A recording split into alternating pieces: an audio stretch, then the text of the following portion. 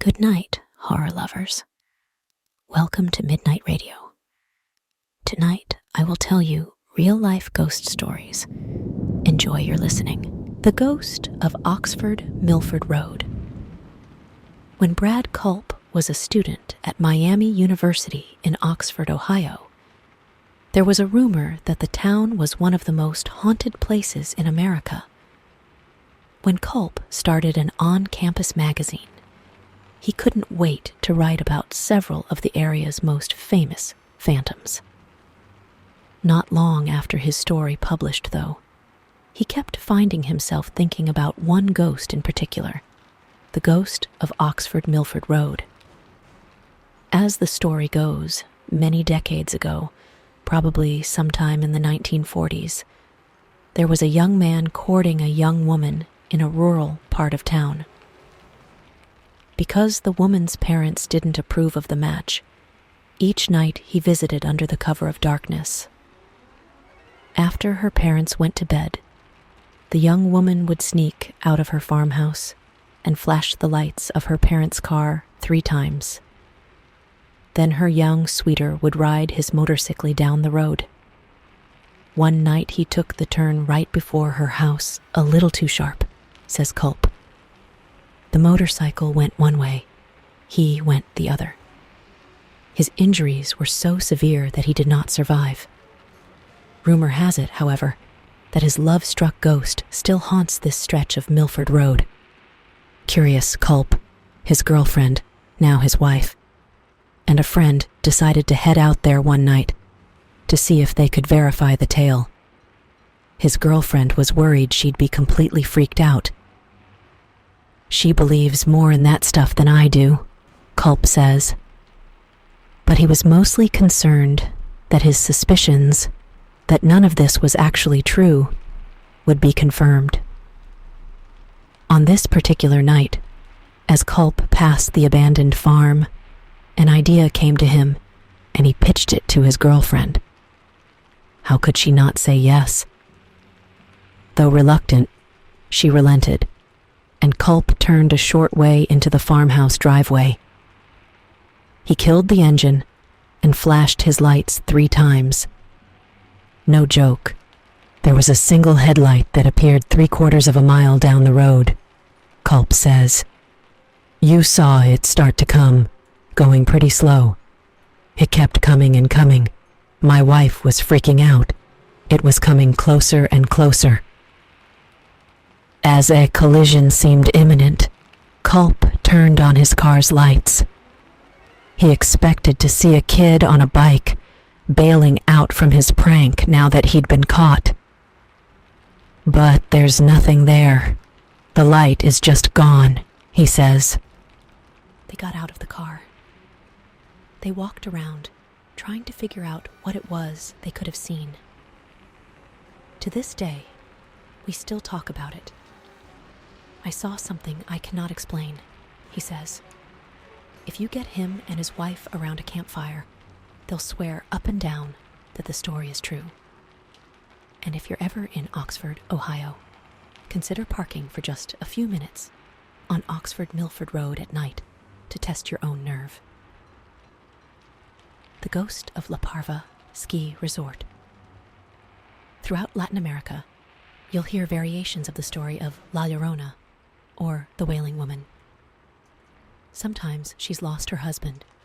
Sometimes she's lost her children. Sometimes it's both. But in La Parva, a ski spot in the Chilean Andes, the Wailing Woman is named Lola, and everyone in the area swears they knew her before she died.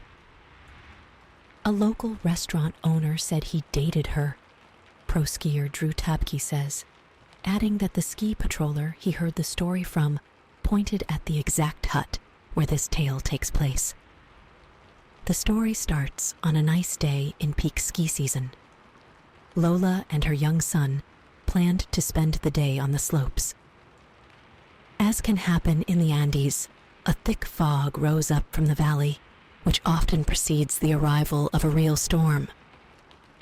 The clouds enveloped the two as they were making their way down from the top of the mountain, and they lost contact with one another, Tapke says. Desperate to find her son, Lola began screaming his name as she ran through the thick fog. Unable to see clearly, though, she stumbled down a steep slope and began sliding toward a rocky couloir. By chance, a local lift operator who was returning to his cabin came across her body. He was afraid she was dead, but on closer inspection, he found she was still alive. Just barely, Tapke says.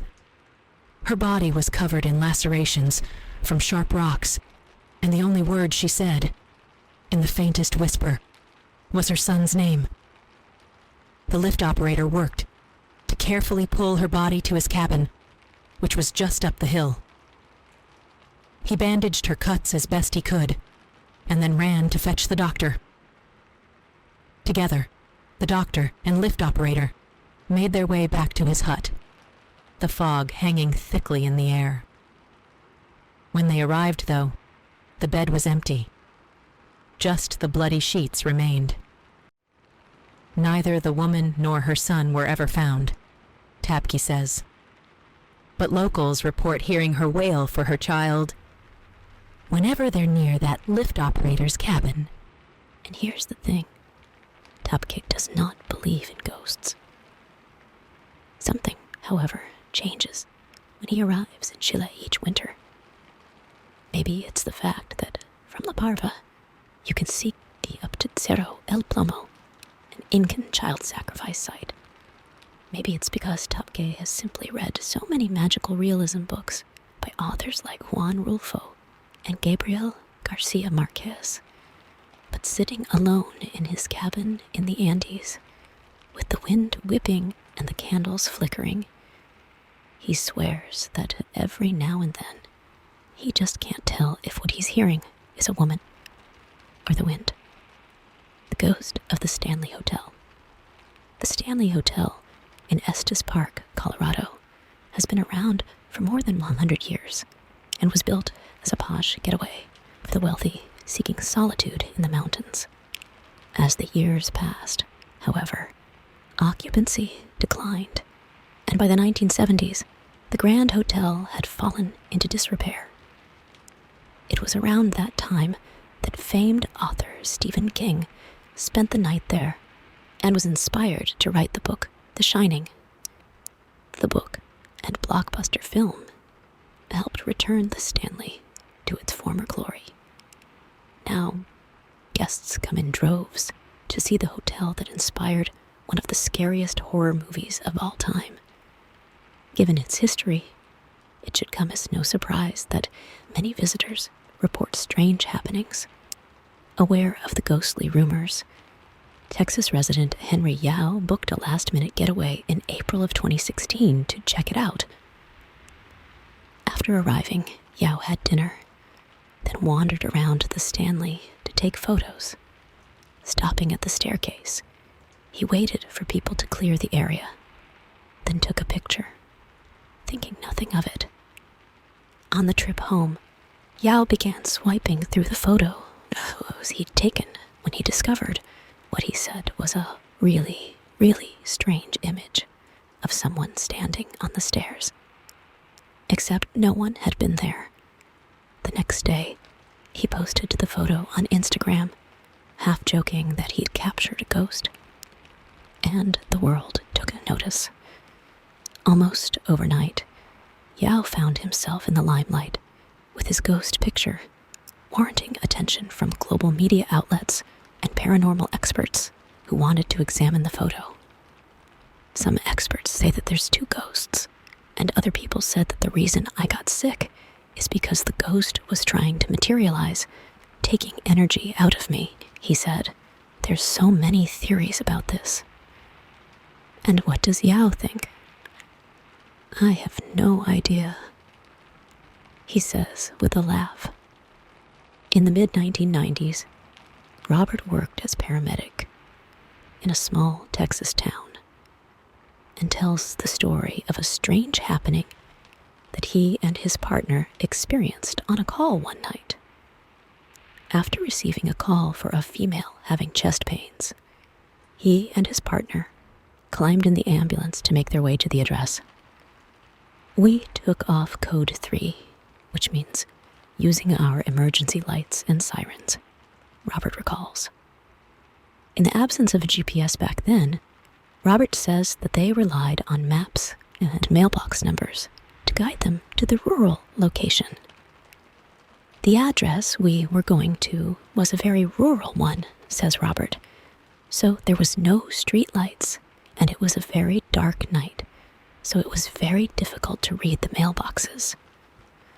As they searched for the correct driveway, Robert says he turned off the sirens. After determining they'd found it, they pulled in only to discover they were mistaken. So, we turned off the emergency lights as we backed up to the road and went up the correct driveway. He explains. Upon arriving at the scene, the paramedics realized that they'd been at the exact same address the month prior for a male suffering from cardiac arrest. In typical medical black humor fashion, we mentioned to each other that this was probably the wife who was now having a heart attack and was now going to go join her husband. They jumped from the ambulance, bags in tow, and began treating the woman, who fortunately ended up being all right. Robert says he sent his partner to get the stretcher from the ambulance so they could take her to hospital for evaluation. When he returned, he had this strange questioning look on his face, according to Robert. The pair wheeled the patient out to the emergency vehicle. That's when Robert saw that the ambulance had nearly every light it was equipped with turned on. Strobe lights, floodlights, some interior lights, everything on. After taking the patient to the hospital, Robert asked his partner why he'd turned on all the lights. He hadn't. In fact, he reminded Robert that they'd shut them all off after going to the wrong address. Neither of us recall activating the emergency lights, strobes, or floodlights when we arrived at the house. There was no real reason to do so. We'd already gotten there. In the end, we wrote it off as her dead husband, letting her know that he was still there. The ghost truck stopped. On his way to get married, a military man and his best man set off on an 800-mile road trip from Camp Lejeune in North Carolina to Lafayette, Indiana. It's 1 a.m. on a cold January night in 2014, and the man tells monsters among us that the weather is bad and temperatures are in the negative double digits. As the pair close in on Indianapolis, they discover they have no money to pay for gas to refuel the car and are about to run out.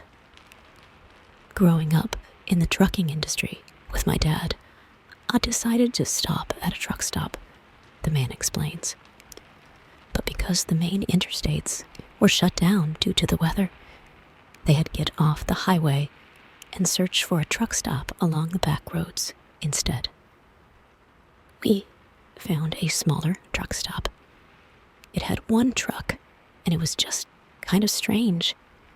It was just a blacked out truck with a blacked out trailer. There was no real markings on it, nothing distinguishable. He says, they went in hoping a clerk or waitress would spot them. A few dollars for gas enough to make it to Indianapolis, at which time they'd go to the bank, take out cash, and pay back the loan. Inside, they found a tidy diner, occupied by a waitress, cook, and a lone truck driver. I went inside, talked to this driver, and he bought us a cup of coffee. We sat there and talked for about 30 minutes about what was going on and why we were headed, where we were, and what we were doing, and he gave us $20 for gas. I went outside, pumped our gas, came back in, and I told him, hey, I really appreciate it. I'll be back. Making good on his word, the man got cash from the bank, a upon arriving in Indianapolis and returned to the diner.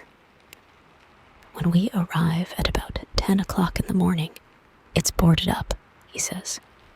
It looks like it's been abandoned for years, and the truck's gone. But we had just been in there. They pull in anyway, and find a police officer parked in the lot. They explain what happened just hours before, to which the cop chuckles and replies, "Oh, you met the ghost of 3. So, 2 military members converse, had a cup of coffee with, interacted with, 3 people at a diner that had a fuel pump. I got $20 worth of gas," says the man. "When I came back, it'd been boarded up for, if I remember correctly, the cop said it had been boarded up for the last 25 years. The kidnapping ghost on Monsters Among Us. A caller named Joe tells of moving to Georgia from California in the late 1990s. Soon after, he says his brother followed him to the Peach State and rented an old house built in the 1800s. It looked nice from the outside. It did not feel good from the inside," Joe says during the podcast. According to Joe, things seemed off from the moment he helped his brother move into the home. "I walked into the house and went, 'Oh, man.' The hair stood up on the back of my neck, and I just felt ill at ease, like this place isn't cool at all," he says. Moments later, while carrying items into the bedroom, Joe says he heard whispering. A heated whispering, almost an argument, between 2 people that seemed to be hovering in the top of the ceiling area of the room, he adds. Joe ran out of the room and asked his brother if he'd felt something off about the house, too. His brother had picked up on the vibe, but assured Joe that things would be all right. "As long as you're good." Joe says he told his brother, "I'm not good, but I'm going to help you. I'm going home, and I probably won't come back here."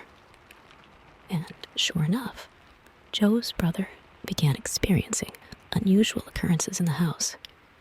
The most alarming, however, was when Joe says his young niece was found wandering alone on a busy road with her hand up in the air. Police and other agencies were called to investigate the incident. When asked, his brother's 4-year-old explained that she'd gone for a stroll with the old lady that lives here. She just wanted to go for a walk, so he went for a walk.